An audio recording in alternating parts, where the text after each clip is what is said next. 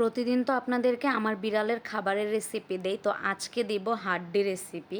মানে ওরা খাওয়ার পরে এই হাড্ডিগুলো আমি ওদের কিভাবে খেতে দেই এই রেসিপিটা আজকে আপনাদের সাথে শেয়ার করব। এবং আমার বাসার বিড়ালদের পেট টাইট হলে কিভাবে আমি ঠিক করি সেই রেসিপিটাও আজকে একই ভিডিওতে আপনাদের সাথে শেয়ার করব। তো আসসালামু আলাইকুম এভরিওয়ান, কী অবস্থা সবাই কেমন আছেন? তো এখানে আমি সবার প্রথমে চিকেন সিদ্ধ করে নিয়েছি। আজকে বেসিক্যালি ব্রয়লার মুরগিটা আনা হয় নাই বাসায়, পাকিস্তানি মুরগি ছিল, আর এটাই আজকে বিড়ালকে সিদ্ধ করে দিচ্ছি। কারণ রাত হয়ে গেছিলো, আমাদের এদিকে দোকানপাটও বন্ধ ছিল, যার জন্য আর আনা হয় নাই।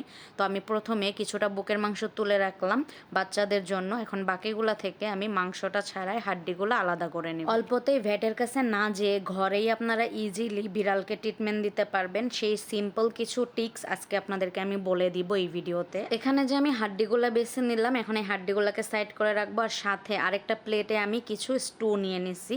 আর আমি কিন্তু আজকে মুরগির সাথে কলিজাও সিদ্ধ দিছিলাম, যার জন্য স্টুটা এরকম কালো কালো দেখাচ্ছে। আর এখন এখানেই হচ্ছে আসল টিপস, সেটা হচ্ছে 1 পিট এরকম ট্রিট লাগবে আপনাদের।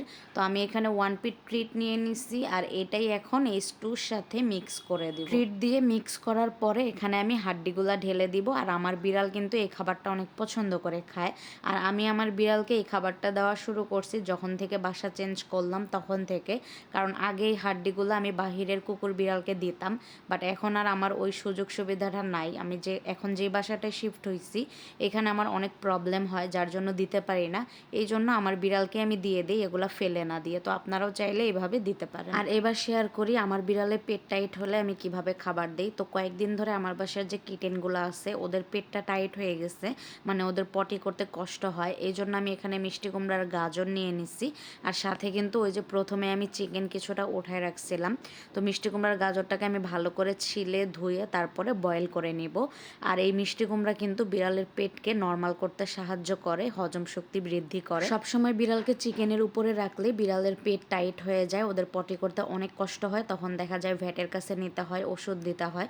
তো সেটা না করে আপনারা সপ্তাহে 2 থেকে 3 বার এরকম ভেজিটেবল দিয়ে ওদের চিকেনটা দিবেন, তাহলে আর পেট টাইট হবে না, ভেটের কাছেও দৌড়াদৌড়ি করতে হবে না। তো যাই হোক, এখানে আমি মিষ্টি কুমড়ার গাজরটা ভালো করে ধুয়ে নিলাম, এখন বয়েল করতে বসায় দিব। আর সিদ্ধ হয়ে গেলে আমি ঠান্ডা করে নিব।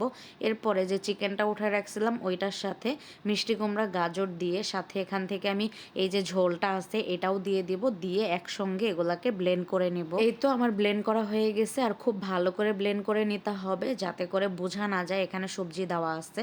তো আমি ব্লেন্ড করে নিছি, এখন এগুলাকে একটা বাটিতে আমি ঢেলে নিচ্ছিলাম। আর এটাই কিন্তু আমার কিটেনকে আমি খেতে দিব টানা 1 সপ্তাহ। কিন্তু আমি আর শুধু র চিকেন দিব না ওদেরকে, চিকেনের সাথে এরকম ভেজিটেবল দিব, তাহলে ওদের পটিটা আগের মতো নর্মাল হয়ে যাবে। তো যাই হোক, আজকের মতো ভিডিও এই পর্যন্তই। কার কেমন লাগলো অবশ্যই কমেন্টে জানাতে পারেন। ভালো লাগলে পেজটা ফলো দিয়ে পাশে থাকবেন। ধন্যবাদ।